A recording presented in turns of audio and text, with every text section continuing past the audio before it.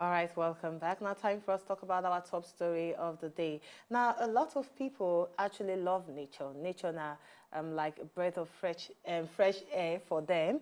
And for inside Nigeria too, we are blessed with plenty things where if you actually take our breath away.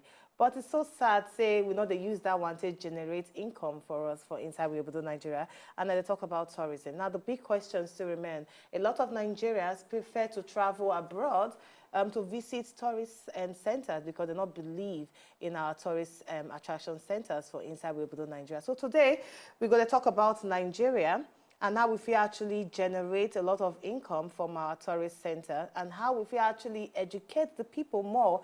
Say, come, we get a lot of tourist sites for Nigeria and you need to visit them. We get the man of the moment inside the house in a person. He's like a tour guide.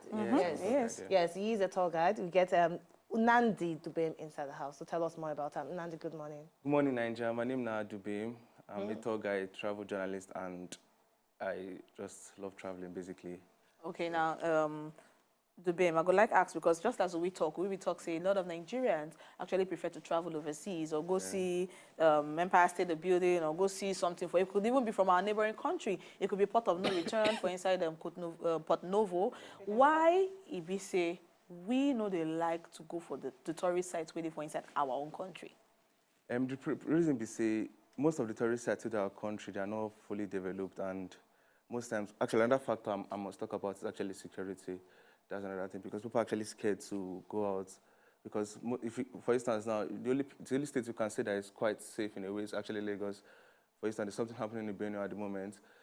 For some people, they might not want to like leave their houses or travel to anywhere because they don't want anything to happen to them. Another security is like a major factor in the country right now. The country is not that safe, if I may put it that way, and also the infrastructure in this tourist sites or places in Nigeria, some of them are not fully developed and are not properly taken care of by the state, by the government, basically. And people want to have fun. They want to spend money to see something good, and then you don't expect them to just wake up one morning and then decide to go to a place that is not properly developed or where they will not enjoy themselves with them and their families, basically. All right, now, looking at your profile, we see say you're a person where they gather a group of people where they're interested in exploring Nigeria. Yeah. They carry them, go visit this tourist site. Yeah. Now, as a tour guide, tell me one of the challenges where they actually face in visiting some tourist sites in Nigeria. Okay, let me use an example, Ibadan to be precise. There was a place I actually visited at Ibadan. It's the Boas Tower. The place is actually amazing. It's like the hilltop of Ibadan, but it's a tower actually, but the place is actually nice. But then again, you notice that the government are not taking care of the place. I was having a chat with the guy that takes care of the place, and then it was like, the government has not taken care of the place since 1993, and I'm like, wow. I mean, like 1993 to 2017. Yeah, I mean, this is 2018, funny enough. So, and then you just realize that all these things are happening is just very, very wrong. I mean, well, the major thing is just for the government to just come in and just focus on tourism and make things happen, basically. Now, speaking of focus on tourism, because we look at how we turn that tourism into a major GDP, at least to generate enough money to help our economy and not just focus on oil. Now, the talk say, according to Premium Times, as at the year 2016, the talk say Nigeria will generate over $1.1 billion from tourism alone in 2015. Now, when Waka entered the year 2016, well, we get this report for 2017, then talk say tourism and hospitality sector will contribute only 4.8% to the Nigerian GDP as at 2016. So imagine $1.1 billion is all that amount is just contributing about less than 5% to GDP of our country and our economy. How you feel say we fit to do better?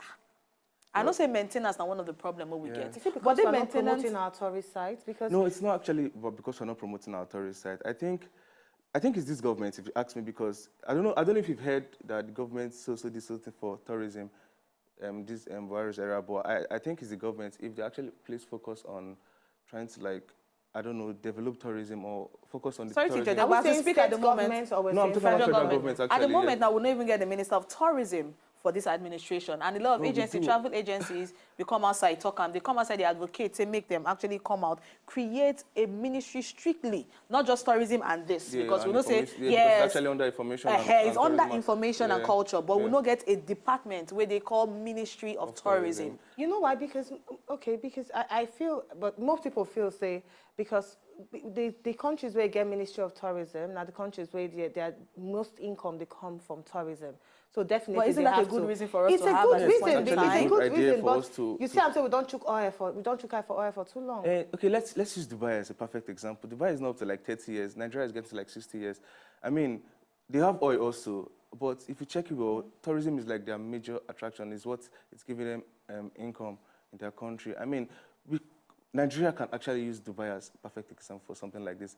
Since we also have the oil that can actually generate capital to finance finance our tourism, basically. I mean, we should try and make that happen.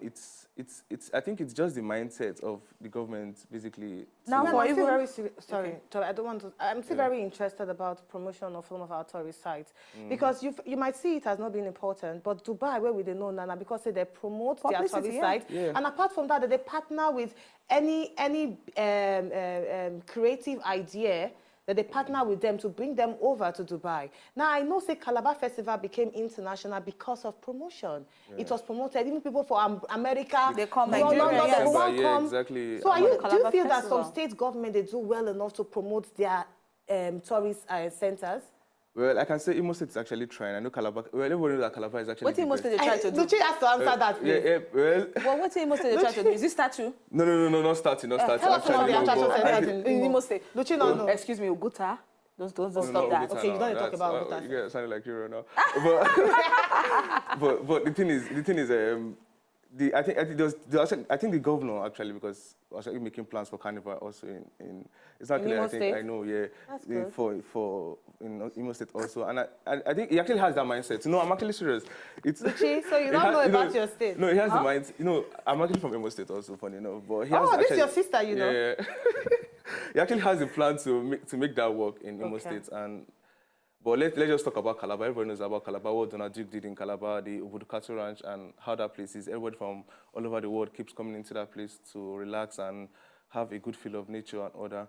I mean, if you could have like 5 other states similar to that of Obudu Ranch, that would make a lot of sense. I mean, now, I know say you be a very young person, and a lot of young people to get this kind of potential, they try bring out the skills or this passion where they get in them. But when you look at the sector, it's frustrating, it's discouraging. It actually kills a lot of people's morale. But you will be a young person, you still find a way to make that passion come out. How you they take balance with your personal life? Because I know say you be student for inside university. Yeah, because it's not actually easy, trust me.